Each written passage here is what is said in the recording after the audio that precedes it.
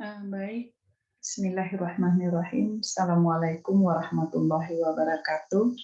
Saya Rahmah Tri Sylvia, NPD, bersama dengan tim saya, Bapak Dr. Andes Asep Ahmad Sopandi, NPD, Ibu Dr. Anda Fatmawati, MPD. Saya akan mempresentasikan hasil penelitian saya, yaitu penelitian dasar tahun kedua yang berjudul Asesmen Gelombang Otak Anak Gangguan Spektrum Autisme menggunakan parameter kuantitatif elektroensefalografi atau QEEG untuk mendukung program Early Intensive Behavioral Intervention atau EABI tahun kedua. Penelitian ini dilatar belakangi oleh yang pertama itu adalah kondisi anak gangguan spektrum autisme yang dengan berbagai permasalahannya. Yang pertama itu adalah masalah komunikasi sosial, di mana anak-anak GSA punya keterbatasan dalam berkomunikasi baik dengan keluarga maupun dengan orang lain. Kalaupun mereka mempunyai komunikasi, itu hanya untuk diri sendiri.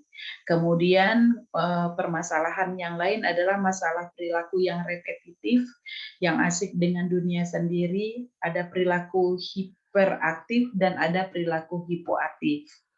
Nah, kondisi ini ya menyebabkan mereka harus diintervensi sedini mungkin. Nah, selama ini bentuk intervensi yang dilakukan oleh sekolah atau pusat-pusat intervensi lainnya yaitu menggunakan early intensive behavior early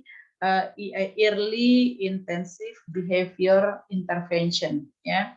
Jadi intervensi dini yang menggunakan kurikulum dari luar, yang bentuk kurikulumnya itu adalah kurikulum awal, menengah, dan kurikulum akhir. Nah, pada pelaksanaannya untuk asesmen awal, nah anak-anak ini hanya diukur dari kemampuan kurikulumnya saja. Apakah mereka di posisi kurikulum awal atau menengah ataupun akhir. Nah, untuk asesmen gelombang otaknya itu belum dilakukan pengukuran. Nah, pada tahun pertama kami dengan tim sudah melakukan pengukuran QEEG dan sudah terlihat hasilnya, sehingga asesmen ini akan membantu anak GSA dalam intervensi EIBI-nya. Nah, hasil dari QEEG berdasarkan pengukuran power relatif absolut dari sudut pandang lobus, ternyata mayoritas mereka itu yang dominan itu adalah lobus occipitalis, gitu ya. Artinya adalah bagian otak yang lebih banyak mengelola tentang visual. Nah, berdasarkan dari hasil QEEG ini, maka kami dan tim menyusun pedoman asesmen untuk menentukan gaya belajar anak GSA.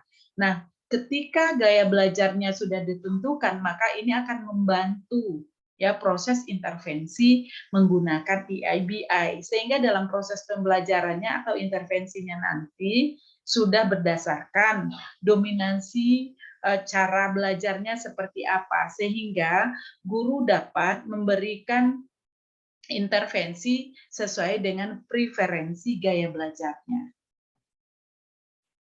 Nah, tujuan penelitian ini yang pada tahun kedua ini ada beberapa tujuan.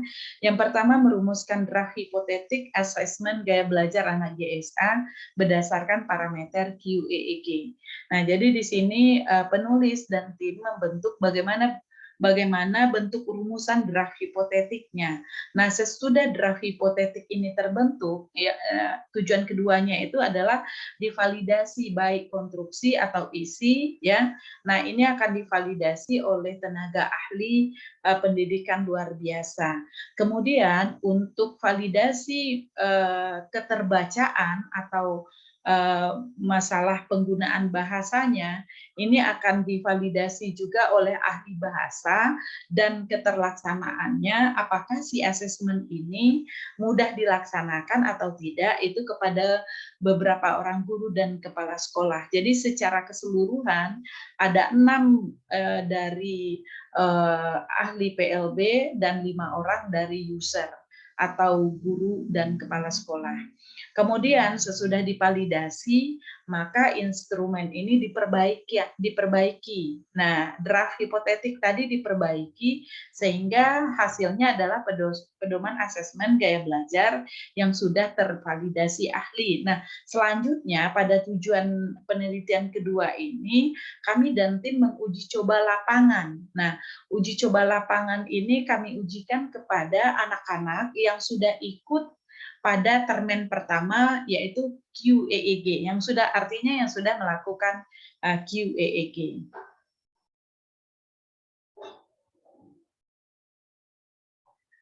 Selanjutnya pendekatan penelitian dalam riset ini adalah memakai R&D, yaitu yang terdiri dari 3 tahapan: pendahuluan, pengembangan, dan implementasi. Nah, pada tahap pendahuluan ini kami lakukan pada tahun pertama, yaitu kami sudah menemukan profil anak GSA, profil pelaksanaan intervensi oleh guru, dan profil EEG. Nah, pada tahun pertama, luaran yang sudah kami lakukan adalah mensubmit artikel di IJEK Indonesia, yaitu dengan judul artikelnya EEG Power Analysis of Children with Autism Spectrum Disorders based on EIBI Curriculum Levels.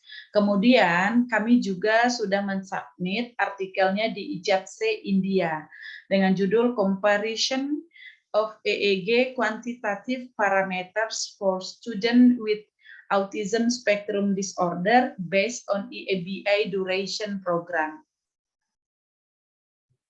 Nah, kemudian kami juga sudah menerima masukan dari IJEK. Kami sempat memasukkan juga di IJEK.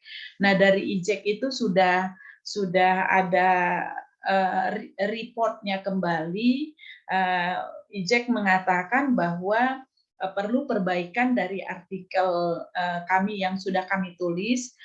Kemudian si pihak jurnalnya menyarankan untuk memasukkan ke jurnal lain, ya mungkin bahasa halusnya mungkin tidak sesuai dengan spesifikasi yang ada di IJEK. Kemudian ini bukti kami sudah submit di jurnal internasionalnya. Nah, selanjutnya adalah pada yang tahapan kedua, pada tahun kedua, yaitu tahapan penelitian bagian pengembangan, yaitu penyusunan draft hipotetik, kemudian validasi. Nah, ini sudah kami peroleh hasilnya. Jadi secara keseluruhan, kalau dilihat dari kuantitatif, kami mengukurnya menggunakan skala Likert, 5 pengukuran 1 sampai 5. Nah, dari pengolahan kuantitatif, baik validitasnya maupun reliabilitasnya, di sana diperoleh hasil bahwa validitasnya bagus, kemudian reliabilitasnya juga bagus. Tetapi ada masukan dari beberapa validator terkait kualitatif, yaitu ada perbaikan beberapa dari instrumen asesmen gaya belajar, ada yang diperbaikannya pada visual learner, auditory learner, kemudian juga pada kinesthetic learner. Nah, itu semuanya sudah kami perbaiki. Kemudian untuk uji coba lapangan, kami sudah melakukan uji coba lapangan terhadap anak GSA yang sudah punya hasil pengukuran QEEG. Hasilnya menunjukkan dari secara total keseluruhan subjek itu ada 39 yang lolos untuk masuk uji lapangan. Ternyata memang yang paling tinggi itu adalah visual learner gitu. Tetapi perbedaan antara visual, auditory dan kinestetik itu tidak terlalu banyak perbedaannya.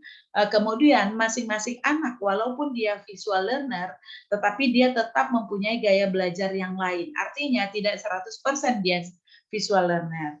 Jadi ini untuk kedepannya bahwa walaupun anak itu mempunyai gaya belajar yang dominannya visual learner, tetapi guru harus memperhatikan aspek-aspek yang lainnya.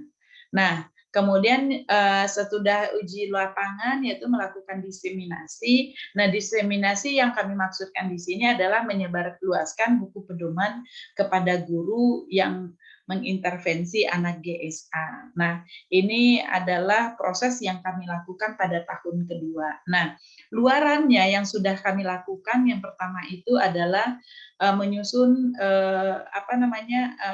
menerbitkan HKI, hak kekayaan intelektual, pedoman asesmen gaya belajar anak GSA, khususnya itu adalah instrumennya sudah kami submit, hanya saja belum keluar sertifikatnya karena saya dapat laporan dari pihak LP2M-nya ada masalah dengan web pusatnya. Kemudian ini adalah contoh, ini adalah bentuk instrumen yang kami HKI-kan. Kemudian yang kedua adalah buku ber-ISBN yang diterbitkan oleh UNP Press, sudah submit dan sudah ada masukan dari pihak UNP Press-nya. Ada beberapa yang harus kami melengkapi. Yang pertama itu glosariumnya belum ada, kemudian indeksnya, kemudian dimasukkan ke template. Nah, ini sudah dalam proses perbaikan dan sudah pengembalian kepada UNP Press. Nah, ini contoh sampel, ini contoh cover dari asesmen gaya belajar anak GSA. Nah, kemudian yang ketiga adalah artikel yang akan disubmit di jurnal terakreditasi Sinta. Judulnya adalah pengembangan referensi asesmen gaya belajar anak GSA pasca evaluasi pengukuran QEEG. Nah, ini baru submit abstraknya di PSSS ya, dan untuk ke jurnalnya kemungkinan kami dan tim yang akan mencari sendiri jurnal yang terakreditasi Sinta. Nah, barangkali itulah hasil penelitian kami dari tim pada tahun kedua. Wabillahi taufiq wal hidayah. Wassalamualaikum warahmatullahi wabarakatuh.